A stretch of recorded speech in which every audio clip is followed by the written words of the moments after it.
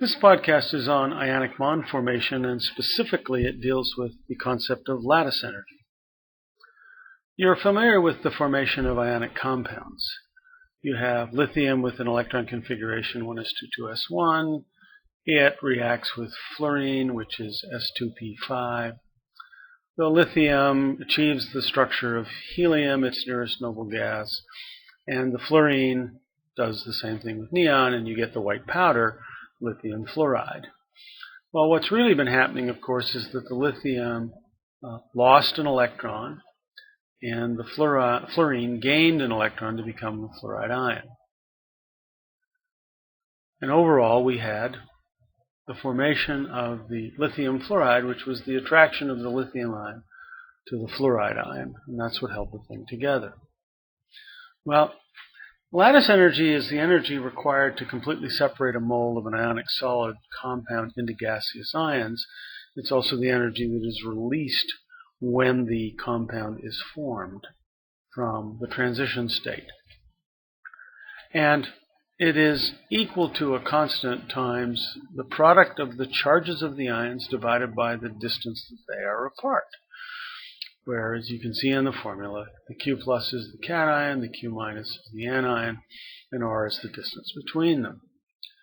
Now, lattice energy increases as the charge increases and or as the radius decreases. This is the inverse square law about the force of attraction between charged species. So, if we have magnesium fluoride as opposed to magnesium oxide, you'll discover that the magnesium oxide's lattice energy is significantly higher. That is because, in the case of magnesium fluoride, the Q for the anion is -1, in the oxide it is -2, and the distance between them is relatively similar. If we were to compare lithium fluoride and lithium chloride, the lithium fluoride would have a significantly higher lattice energy. That's because the radius of fluorine is much less than the radius of chlorine, so you're dividing by a smaller number. The Born-Haber cycle is very commonly used to determine lattice energies. And so if you start off on the left with Li solid plus 1/2 F2 gas, what we start out with, you'll see 161 kilojoules is the delta H for process number 1. Process number 2 is 520, process number 3.